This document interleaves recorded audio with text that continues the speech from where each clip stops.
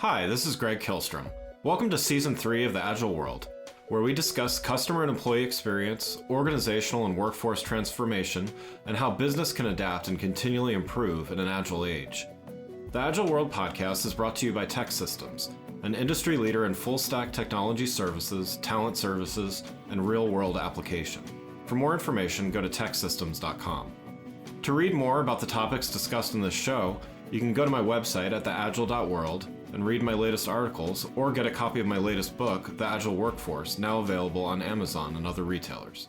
My name is Greg Kilstrom, and I'm the host of the Agile World podcast. Today we're going to talk about the Agile personal brand and how it can help with both personal and business success. To help me discuss this topic, I'd like to welcome Henry Kaminski, founder and CEO of Unique Designz and host of the Brand Doctor podcast. Henry, welcome to the show. Thanks, Greg. So happy to be here. Super pumped. Yeah, looking forward to it. So why don't we start by giving everybody a little bit of your background and what you do? Sure. So 15 years ago, I can't believe it's been 15 years already. My Jesus. 15 years ago, I started my entrepreneurial journey as a freelance graphic designer. I was literally the guy designing nightclub flyers for the nightlife industry up here in northern New Jersey. And what happened was that matured quickly into a multi-million-dollar boutique branding agency, where now we focus on working with personality brands to really help them monetize their expertise online. So we worked with some names you probably have heard before in the past, like John Bon Jovi, Fabio Viviani, celebrity chef, Russell Brunson, one of the co-founders over there at ClickFunnels.com, along with hundreds of other coaches, consultants, speakers, authors that really are struggling with creating the value. I shouldn't say creating the value, but creating the identity online that their business truly represents. And so we've been a master at this. I no longer do any of the design work myself. I have I think a 14 person team now that does a lot of the execution, but I work one-on-one with the clients on the most important part, the brand strategy, before we get into the heavy lifting of website design and social media identity, et cetera. Nice. Well, yeah, no, it sounds you must have some interesting stories from some of your clients. So maybe that's a topic of another show. I'm happy to share. Oh yeah, we got some doozies. Nice. So let's talk about branding. So I've done a lot in my career. I used to own a marketing agency and did a lot on the corporate branding side of things, not so much on the personal branding side. So how would you define personal branding versus, whether it's corporate branding or just branding in general? What's the differences and why are both important? Yeah, it's an excellent question, and I get it a lot. And then the caveat to that question is what's more important, right? And I believe that they are both very, very important, and both need to be created in tandem. But let me answer your question.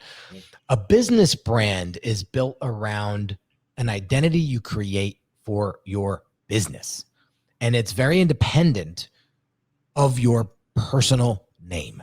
Okay.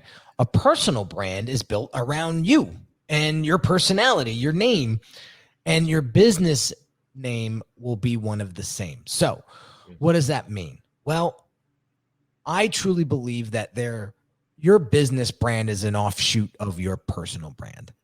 So if you walk into somebody's office and it's completely disheveled and you could tell that organization and structure is not on their top priority, right? Chances are that person lives a similar personal life, right? So it's very, very important to build the two in tandem, because your business is a reflection of who you really are. And as your business grows, you grow, obviously. So the cool thing about a personal brand is no matter what business you decide to get into, if you create a strong following and a strong personal brand, those followers or audience members or community are going to follow you to your next journey. So I'm breaking into a new industry as we speak. And I'm not saying anything right away about what industry it actually is. But I can't wait to share the news with my community, because now they know that I'm getting into this industry. I'm sure there's going to be a few people that come out and say, hey, I got a connection here for you. Or, hey, I know somebody that can help you with this. Right. And now they become a supporter, no matter what you do. And so that's why I would almost say that personal branding is actually maybe a little bit more important than a business brand, because again, who you are is going to reflect how your business shows up. Yeah. Well, and this kind of segues to the next question, is just measuring success on a personal brand. And I think you alluded to some of it already, but how do you, when you work with clients and they're obviously they're hiring you to do that, like what is success measured on from that standpoint? It's a great question. And it all comes down to action. Yeah. And it all comes down to what they really want in life. So, when somebody comes to me and asks, what makes a successful personal brand? How could somebody position themselves as an influencer or a subject matter expert in their field? After doing this for all these years, it really boils down to three things. One is you really need to understand who you are as a person, right? And be true to who you are and not apologize for it.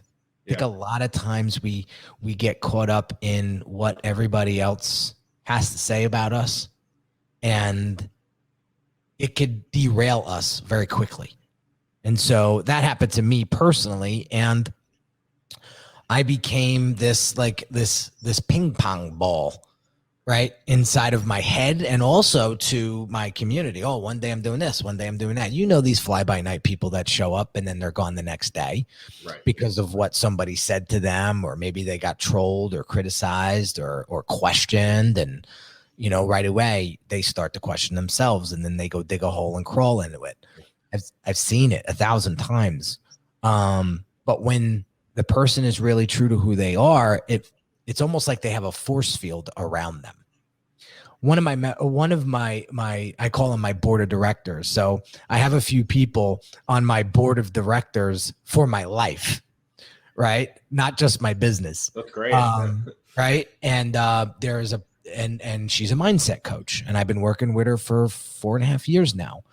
And one of the things she said to me that really sort of stuck in my head, she's like, Henry, you should have maybe 5 to 8 people in your entire life that you really care about their opinion. And you go to them in trust, and you go to them to really get their opinion on things. Everybody else in your life that wants to share an opinion, you could say, thank you very much, but you don't have to hold any weight to it.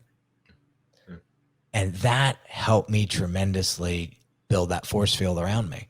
So it was a quick example. I was talking to my brother-in-laws and sister-in-laws on a group FaceTime this morning, and I got to watch what I say here because I don't want to. Don't get anybody in trouble. Right. I don't want to get anybody in trouble. But our dog recently passed, and within a couple of weeks, I took it upon myself, and obviously with the okay of my family, my wife, to rescue another pit bull, because I have an affinity towards pit bulls because I think they're misrepresented, and there's too many of them out there that are beautiful souls that need a family, that need a home.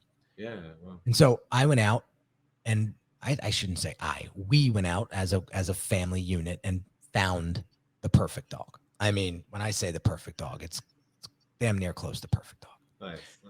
And so I was getting criticized by my in-laws that I replaced my other dog and it's too soon. I wouldn't have done it so quickly. And I said, thank you for your opinions. I don't care. Right. Right. And I was as nice as I could be. Yeah. Not that their opinions don't matter to me, but they didn't matter to me about that. Okay. Yeah. Yeah. And they're not on my board of directors.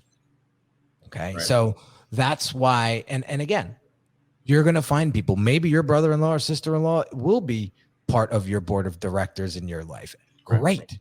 But these folks aren't. They just aren't. They're family. And that's, I love them to death. Yeah. But I'm not going to worry about every single opinion they have of me and the actions that I take. So that's being true to who you are. Second is showcasing and proving your expertise. That's what differentiates you from everybody else. Yeah. Right? Great. Is your expertise. What makes you different from everybody else? Your expertise. And that's something you can't really fake because your expertise is going to lead to the third piece, which is showcasing how you've helped other people. When you're looking for, and I make this very, very simple. You're looking to get new gutters for your business, for your house, right? Are you going to call a carpenter? No. You're going to call an exterior professional, somebody that specializes in home exterior or roofs, right? Yeah. And you're going to hire that guy, right? And I hope to hell on their website that they have proof that they've saved people thousands of dollars of costly leaks in their home, right? So I think a lot of people forget that piece. I'm working with a client right now, 26 years in his profession. You go to his website, there's not one testimonial nor any showcasing of how he's helped people save money or create wealth. Yeah. So how do you pick him as your finance guy? Right. Yeah. So those three things, being true to yourself, showing and improving your expertise, and then showcasing how you've helped other people is really going to help you position yourself out there as a subject matter expert. Yeah, no, that's great. And I mean, just kind of thinking about, I think the first one, to me at least, the last two, nothing in this world is worth doing is easy, but the last two seem like they're easier to define in that, I'm a marketer, and so therefore I should have results of my marketing abilities or whatever, to use that example. To me personally, I think it's really hard to figure out what is the unique, in the realm of marketing, just to follow that all the way through, like what makes me unique and what is unique about, it's hard to know oneself, right? It's a lifelong journey, not to get too philosophical on, or anything, but it really is, I continually go through this. I mean, I take personal branding very seriously as well. And my story is, of personal branding is really, I had a company, I ran it for 14 years, and about halfway into it, I realized that there was literally no separation between me and the company. And so I made a conscious decision of like, my first step was, I'm going to get a personal email address. that was like it was a big step. And just since then really focusing on, there's me, and then there's whatever company I happen to be involved in. And, since I sold that company, what you were saying earlier just really resonates with me, because I was able to move to several different things without losing myself, versus previously I never would have done that. But I think that knowing what it is, what the value is that you provide, how would you recommend someone start wrapping their head around that? Because it's not just about I can tactically do X, Y, or Z. It's, what is it in, from your perspective? Yeah. So I've gotten this question before. It was kind of asked in a different way, but that was a very long question. No, it's okay. No, it's okay. I'm picking up what you're dropping down. And one of the things that, you have to pay attention to is the signs that the universe gives you. I'm not super religious. I grew up Catholic, but I'm not super religious. But I guess you would call me very spiritual because I don't believe in coincidences. I think everything that happens in your life, from who shows up in it to what is said to you, for like each and every word is meant for something, right? And I could speak for myself. You know, as I was growing up, there were things said to me that I couldn't see. I couldn't see. You know, Henry, you're a very courageous person. Henry, you see things in people that they can't see in themselves. And you're not afraid to share that with them. And I those are two very unique pieces that I don't think I've ever recognized before until somebody actually said it to me. And again, this person was part of my board of directors, so I took it very seriously. And especially the courageous thing, I said, I'm afraid of heights. I'm not a huge flyer. I'll get on any plane now, but like I'm not. If I had to fly or walk, I'll probably walk. Right. Depending, right? But so I didn't really find myself or see myself as courageous, but when they told me that and they explained why they thought that, it really resonated with me because you don't run a business for 14 years smoothly. Right. You know, and I've had my ups and downs in business. And if you follow my story, you'll hear a lot about them because I share them openly. But it takes a courageous person to get back up and get after it again. And when they were pointing those pieces of my journey out to me, I said, holy crap, you guys are right. You know? So pay attention to the signs that the universe gives you. Basically what people say to you that are profound, and cherish those, maybe lean into them. I also have a technique that I want to share because you asked the question prior to us going live, something along the lines of, you know, there's folks that are leaders in large companies. You know, they have well-established business brands already. You know, how should they take into account their building of their personal brand, right? And so I found this in a book years ago, and I thought it was a fun exercise. And I forget the name of the book. I'm sorry, but they said to pick 5 people in your life that you really look up to. It could be anybody. And then pick 5 characteristics that each of those people have that you really admire. Right? I have a business coach who has the ability to get deep into the questioning to the point where you're giving him your soul, you know, and that is, and he's not doing it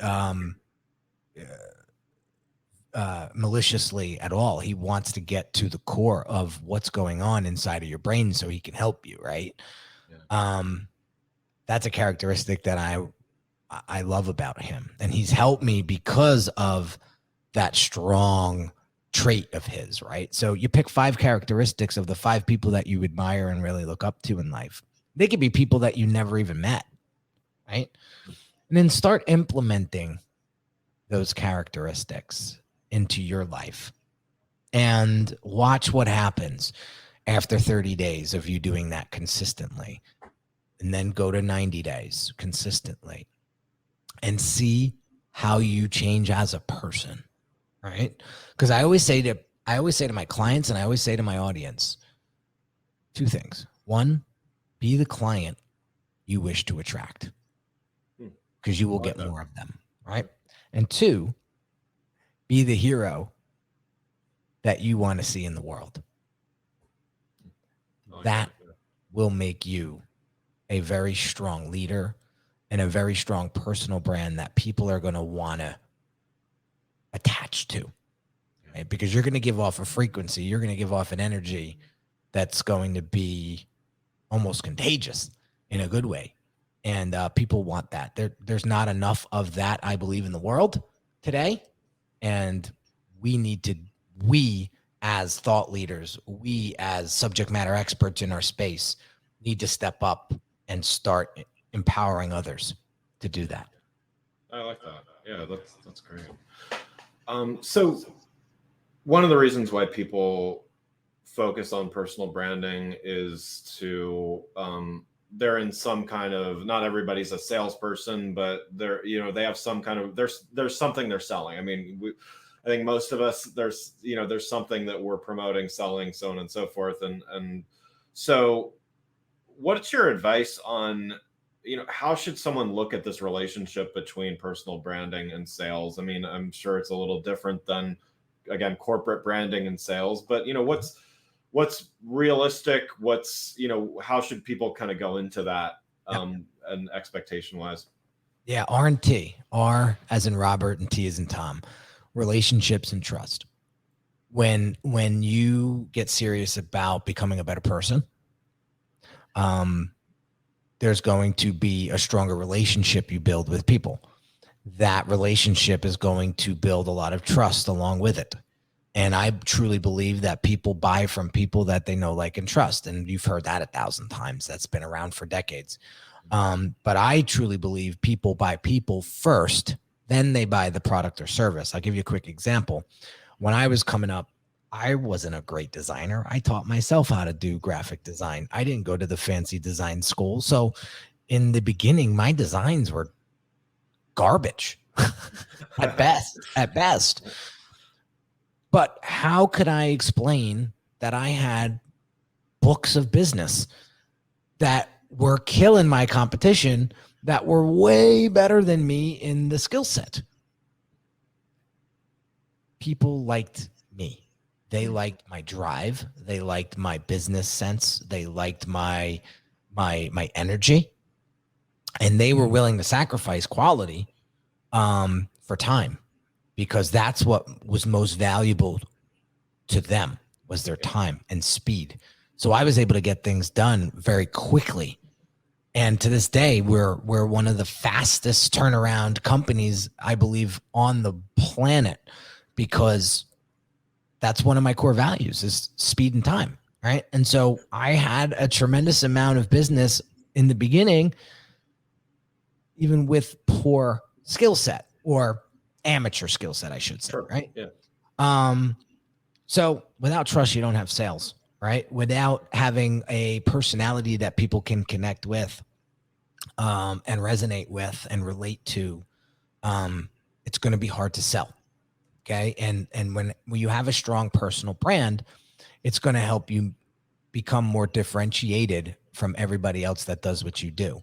It's not a trick question, guys. When I ask people, what makes you different from the next guy or gal that does what you do, and they go into these dissertations, right? They go into these long-winded speeches, and I say, save all of that.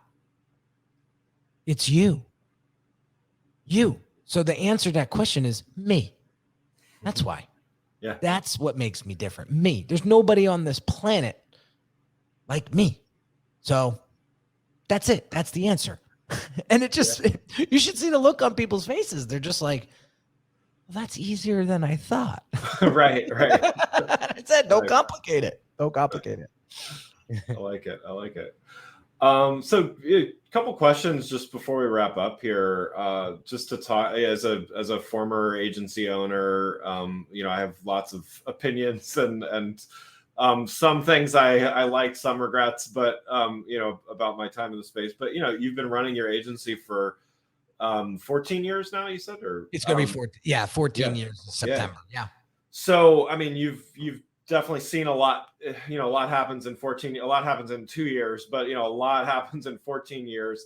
What are some of the things you've learned over the years? I mean, I think you've alluded to some of those, as well. But what are some of the things that you've seen and learned? And what do you kind of wish you would have known earlier in your experience? It's a great question. So I've got it boiled down to about 5 things. and I'll go through them very quickly. One is structure builds freedom. Structure builds freedom. So in the beginning, I didn't have processes and systems and SOPs, standard operating procedures inside of my business because I was a one-man band doing everything myself. I wore all the hats, right? And I damn near put myself in the grave because of it, because my quality of life was extremely poor. My health was not good. And it was a struggle. So when I realized that structure builds freedom, I realized that processes and systems are that structure that's going to help you scale, which leads me to number 2 is there's no way in hell that you're going to scale to 7 figures plus by yourself. Right. And that's where I struggled year 5 when I was coming at a crossroads where I didn't really want to do the design work that I was doing at the time, which was the club stuff. And, I was getting older. I wasn't going out to those places anymore. So, I realized that if you want to take this business to the next level, that you need to create a team. And luckily with a master's degree, I was able to apply some of that knowledge to building out a team and finding the right human resources to get the right people in the right places. So that's number 2 is you're not going to be able to do this on your own. So start thinking about that immediately if you're not already. Third is this goes back to the old Zig Ziglar quote. And I wish I learned about this quote earlier in my days, but he said something along the lines of when you help people get what they want, people will help you get what you want. Yeah. And I kind of twist that a little bit. And I say, listen, when you help people get what they want, the universe will help you get what you want. Because I think what happens is when people read that quote literally, they'll go out and they'll try to implement it. And then the minute somebody doesn't reciprocate, they're like, this is BS. I'm not doing this anymore. I'm getting taken advantage of. Yeah, I like your take on it. I completely agree with that. It's it's just, it's kind of, people call it like pay it forward or whatever, but it's like, yeah, just, and you got to be careful in some cases, but I strongly believe it's like if you take care of other people, the universe will take care of you basically. Exactly. And that's all you have to worry about, right? The other point number 4 is you're 1 in a billion. Okay. And that may discourage some of you because you're going to say, well, how the hell am I going to stand out? It's this industry is so saturated, right? Well, let me just rephrase the question or rephrase the statement with a little different inflection. You're 1 in 7 billion. That's how you stand out, as I mentioned before. So back in the day, it was my attitude and mindset was I'm 1 in a 7 billion. I'm never going to be able to do this, right? I might as well just quit. Whereas I started to build my personal brand and my personal development, I started to really lean into you're 1 in 7 billion. So make it count, right? Make it count. And then lastly, don't let success get to your head. You have to stay humble because this could all be taken away from you in seconds. Unfortunately, last week or on Sunday or Saturday evening, I lost a dear friend. He died in his sleep from a clogged artery, 43 years old. Wow. Yeah. Wow. I was just with him the day before all day at a Rutgers University tailgate. You would have never thought in a million years there was anything wrong with this kid. Wow. Yeah. Gone overnight. Got the call Sunday morning, coming in from a dog walk with my guy, and my wife brings me in and says he's no longer with us. And I can't believe it, right? And so the wake is tonight, unfortunately, and the funeral tomorrow and stuff. So it's been a heavy week, and it's really given all of us. We have a tight little group here, and all of us have made the commitments to getting checkups, going in for physicals. One of my buddies hasn't gotten a physical since he was 17 years old. He's 44, right? Like now that this happened, everybody's waking up, right? Again, sign from the universe. Henry, you may think you're healthy, but maybe it's a sign that you need to go get this done, right? And so That was all booked out yesterday. But when I was coming up, I grew up a very humble life. My father raised me by himself, 4 jobs, made sure there was food on the table and clothes on my back, lived very, very humbly. So when I first came into some money on my own, it went straight to my head. Yeah. And I made some really poor decisions. So don't let the success get to your head. Let it drive you to help more people and help you propel your mission and your vision of why you started this business in the first place. So those are my 5 things that I wish I would have known earlier in my entrepreneurial career. Yeah, no, that's really great. Well, Henry, thanks so much. This has been great talking with you. Thanks for joining the show. What's the best way for people to keep up with what you're doing? Yeah, so I would recommend everybody to go to my website. It's Unique Designz with a Z at the end, not an S, .net. And I highly recommend you take the masterclass. It's completely free. It's 22 minutes, and it's going to share with you what the top 5% of entrepreneurs are doing to scale to 7 figures and beyond. And when you go through that masterclass, I bet there's going to be 1 or 2 things that you say, oh, damn, I'm doing those things right now. I need to quit it immediately. So I highly recommend you take that masterclass. You'll get on my email list, and we're very, we're very aggressive. I'll be honest with you with our email. So I run live streams twice a week, and emails go out for as reminders and things like that. But yeah, you'll get access to my Instagram, my podcast, my YouTube channel, all from my website. So you could just go there and check it out. Wonderful. Well, thanks again. I'd like to thank Henry Kaminski, founder and CEO of Unique Designz, for joining the show. Thanks for listening to the Agile World with Greg Kihlstrom. See you next week. Thanks again for listening to the Agile World podcast, brought to you by Tech Systems. I'm your host, Greg Kihlstrom. If you enjoyed the show, please take a minute to subscribe on your podcast channel of choice and leave us a rating so that others can find the show more easily. You can learn more and get a copy of my latest book, The Agile Workforce, from my website at theagile.world.